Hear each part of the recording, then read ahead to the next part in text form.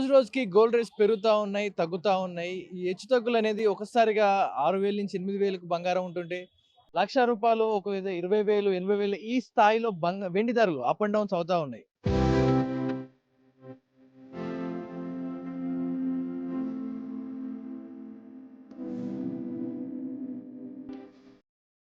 మరి దీని ప్రకారం బట్టి ప్రజలేమనుకుంటున్నారు? వారి అభిప్రాయాలేంటో చూద్దాం. అన్న చెప్పండి, ఈ బంగారం రేట్లు ఒక్కో రోజు ఒక్కోలా ఉంటున్నాయి. నిన్న తగ్గింది, మొన్న తగ్గిందని జనాలు బంగారం షాప్ ముందు క్యూలు కట్టారు. 1,50,000కి వచ్చిందని. ఇయాల 1,60,000కెళ్ళింది. సో, పెరుగుతా తగ్గుతా ఉంది. మరి మధ్య తరగతి స్థాయి ప్రజలకి ఏమన్నా అందుబాటులో ఉందా? లేదా? కొంటే బెటరా? కొనొద్దంటారా? మీ అభిప్రాయం ఏందంటారు? వాస్తవంగా అగ్రరాజ్యాలు ఆడుతున్న ఆటలా కనబడుతుంది ఇది. ఇది ఏ కారణం చేత ఇంత విపరీతంగా బంగారం, వెండి రేట్లు పెరిగిపోతున్నాయి నాకైతే అర్థం కావట్లేదు. ఏదేమైనా సామాన్యుడు కొనుక్కుంటే నష్టపోయే అవకాశం కనపడుతుంది. ఎందుకంటే సడన్‌గా పెరిగిపోవడం, సడన్‌గా తగ్గిపోవడం. ఇది ఆడబిడ్డల భవిష్యత్తు కోసం చాలామంది ఏం చేసేవారంటే మా చిన్నతనంలో ఆడబిడ్డకి భరోసాగా, భద్రతగా ఉంటుందనే ఉద్దేశంతో బంగారాన్ని కొని దాచుకునేవారు.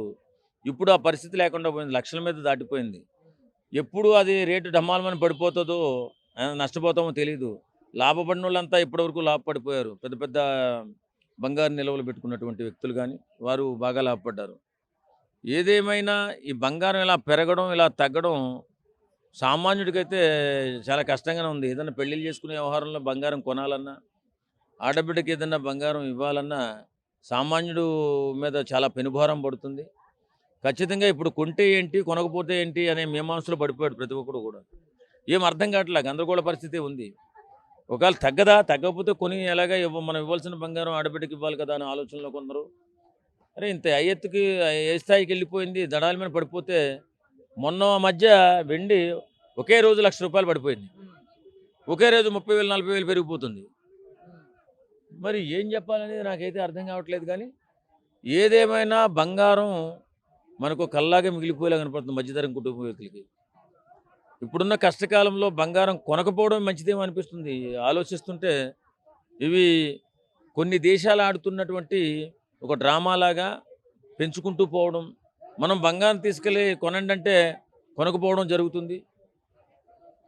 ఖచ్చితంగా ఇలాంటి పరిస్థితుల్లో సామాన్యుడు కొనకుండా ఉంటేనే బాగుంటుందేమో అనిపిస్తుంది. అసలు కొనే స్థాయిలో అసలు లేనే లేదు. బంగారం ఏమో అందరూ అంత ఎత్తుకు ఎదిగిపోతుంది. ఇప్పుడు పిల్లల పెళ్ళెట్టి చేయాలా అని మాకు ఆదుర్త కన్న తల్లిదండ్రులకి. మామూలు విషయమా?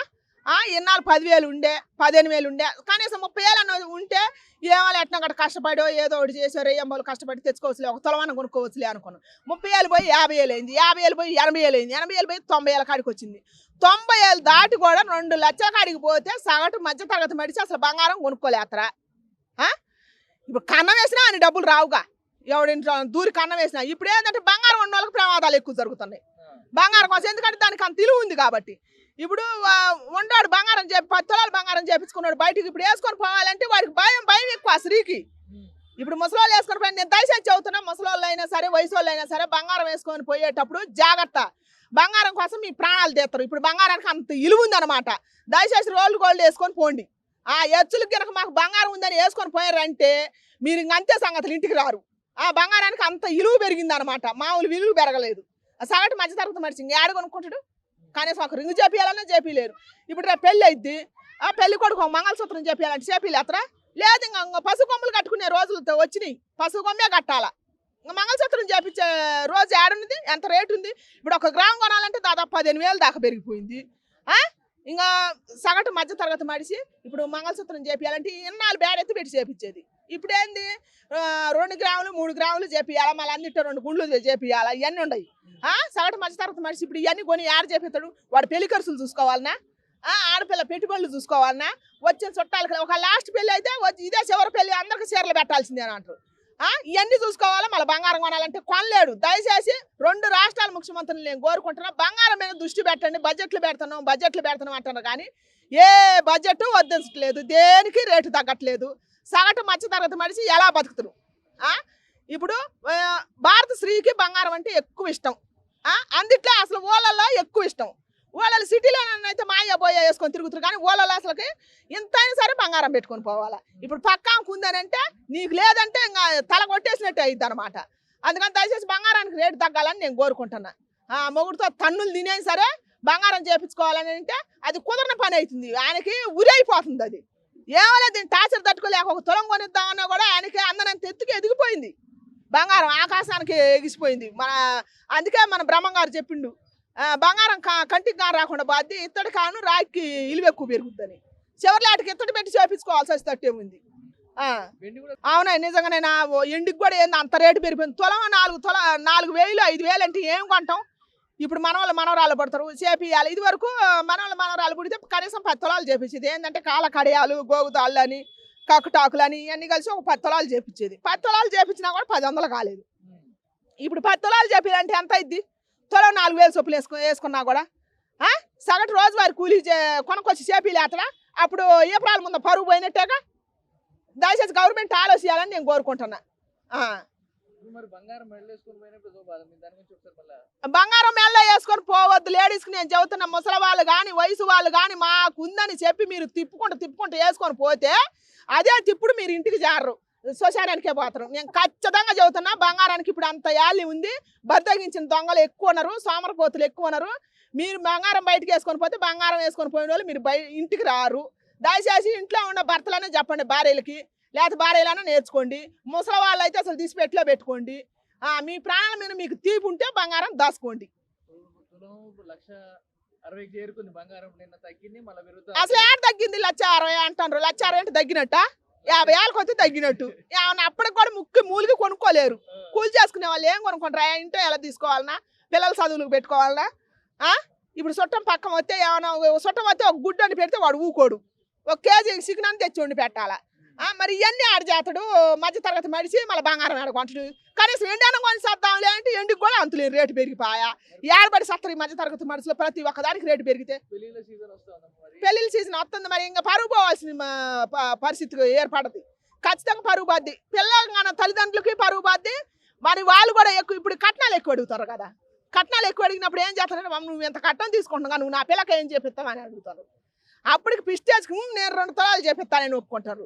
ఒప్పుకుంటే ఇప్పుడు కొనటానికి ఏది 2 లక్షలు పెరిగిపోయాయి. ఇంకేడా ఇంకా కోడలకు పెట్టే పరిస్థితి లేదు, కోడలు సొమ్ము తెచ్చుకునే పరిస్థితి లేదు. దయచేసి అబ్బాయిలు ఒళ్ళొంచి పని చేసుకోండి. ఇంకా మీకు వచ్చే పిల్లలు బంగారం దారు అత్తగారు ఆస్తి మీద ఆశపడవద్దు. ఒళ్ళొంచి పని చేసుకోండి, మీ పిల్లలు మీరు బతికించుకోండి. బంగారం మీద ఇంకా ఆశ వదులుకోరు. ఇంకా బంగారం మీ తరానికి దొరకదు. గోల్డ్ రేటు తగ్గితేనే బాగుంటుంది. పెరిగితే ఒక సామాన్యుడు కొనలేడు కాదు కదా. ఒక ఆడపిల్ల ఉన్న దీనికి పెళ్లి చేయగలరా? 1 తులం బంగారం కొని పిల్లడికి పెట్టాలంటే ఎంత కష్టము. 1,60,000 ఉండేది ఉన్నది కొనాలంటే ఎంత కష్టం పేదాడు. వాళ్ళకి ఆడపిల్లలు ఉంటారు. ఈ రేట్లు ఎంత తగ్గితే అంత మంచిది. అసలు మినిమం 30,000 నుండి 50,000 లోపు మధ్యలో ఉండాలి. కానీ లక్షలు ఏంటండి? లక్షల్లో సామాన్యుడు ఎలా పిల్లకి పెళ్లి చేస్తాడు? పెళ్లి చేయాలంటే కంపల్సరీ బంగారం కొనాల్సిందే కదా. ఇప్పుడు రేట్లు తగ్గుతున్నాయంటే ఆ తగ్గే రేట్లు ఇంకా తగ్గాలి కానీ పెరగకూడదని అనుకుంటున్నాం మేము. సామాన్యుడు కొనుక్కున్నట్టే ఉండాలి కానీ అయ్యో పెళ్లి చేస్తే బంగారం కొనాలా చచ్చిపోవాలంత బాధాకరమైన బాధ రాకూడదు పేదవాళ్ళకి.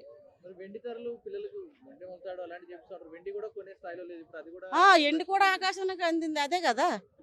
ఎండి రేటు కూడా తగ్గాలి. మరి తగ్గదనే చెప్తున్నారు. ఎందుకంటే ఎండి అన్నది మొబైల్స్కి అదేంటి ల్యాప్టాప్లు లాట్లు అన్నిటిలోనే అదే వాడుతున్నారు. అందుకే ఎండి రేటు పెరుగుతుంది అన్నారు. కానీ ఎండి రేటు కూడా తగ్గితే మంచిది.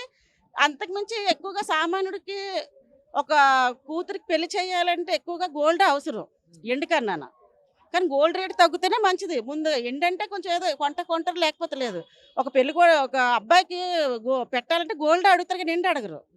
కానీ తగ్గితే మంచిదే ఎండి రేటు. కానీ గోల్డ్ రేటు మాత్రం తగ్గి ఉండాలి. 50,000 లోపు ఉంటేనే బాగుంటుంది. పిల్లకి పెళ్లి చేయగలరు. ఇప్పుడు ఏంటి నిత్యావసర సరుకుల మీద అన్ని రేట్లు పెరిగిపోయి ఎప్పుడైతే రేట్లు పెంచేస్తున్నారు. ఎవరు అడుగుతున్నారు? ఒకప్పుడు ఏమయ్యేదండి? ఎవరైనా రైస్ మీద ఒక 2 రూపాయలు పెరిగితే ధర్నాలు చేసేవారు.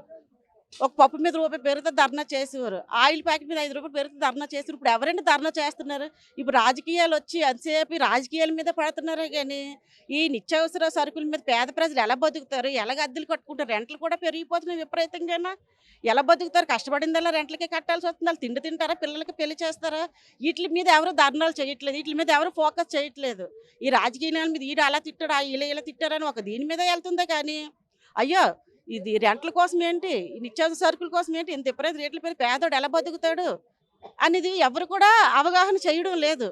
దీని మీద అందరూ కలిసికట్టుగా చేస్తే బాగుంటుంది. ఇక్కడ మతాల కోసం కొట్టుకునే కంటే, మేము క్రిస్టియన్, మేము ముస్లిం, మేము హిందువులను కొట్టుకునే కంటే ఈ 3 మతాలు ఒకటయ్యి ఒక ధర్నా చెయ్యాలి. ఇంత రేట్లయితే ఎలా తింటామో, ఎలా బ్రతుకుతారు, పేద ప్రజలు ఏమైపోతారు అనేది వీళ్ళు తీసుకోవాలి. ఒకటవ్వాలి, కానీ మతాల మీద కొట్టుకుంటే ఏమొస్తుంది చెప్పండి? ఏమీ వచ్చేది లేదు.